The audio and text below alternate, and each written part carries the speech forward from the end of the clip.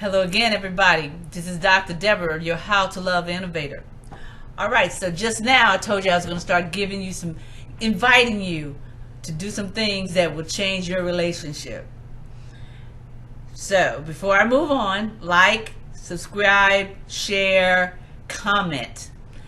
Now, number one, I said try Little Tenderness, and it is not what you think it is, because you've already tried that. What I'm about to invite you to do, I hear all too often, but what about what they did? Who's going to make them pay for what they did? Or they need to learn better about how to treat me or how to be in this relationship. I can't do it all.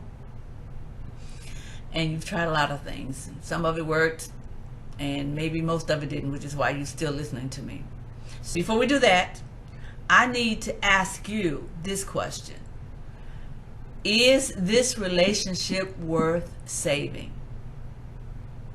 Answer that yes or no. Are you interested in doing something other than what you've been doing to make it better? Answer that. Now, are you willing to try something different than what you've been trying in this relationship? So if the answer is yes to those three things, then keep listening. You may say yes because you think you want these things, but when I invite you to consider this tenderness, you might change your mind and then just cut me off. And if you decide to change your mind and cut me off, I would like for you to respond and let me know what is it about what I'm offering that's impossible, that you feel like it will not work. The invitation is for you to stop complaining to them about what they're not doing. That's the first thing. To stop telling them what they ought to do. In a nutshell, I'm inviting you to let it go. Remember those questions I asked you, if this relationship is worth it? If you want something to be different in this relationship, there's been a breach in the trust in the relationship, you think it's worth saving, let that go. Because there's a way to love that expresses that.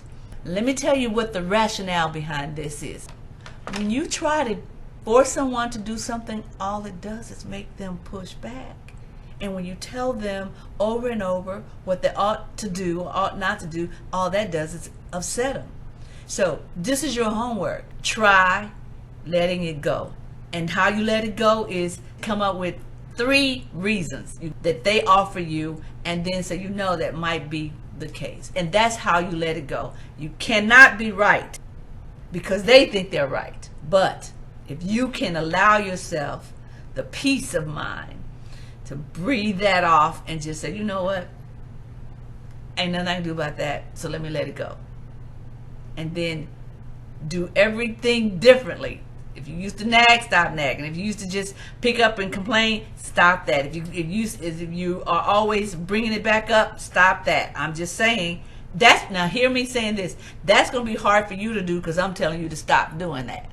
And if we were in a session together, I wouldn't offer it to you that way. But this is going to be the beginning of a new relationship for you. And this, believe it or not, is trying a little tenderness. This has been Dr. Deborah. How are you loving?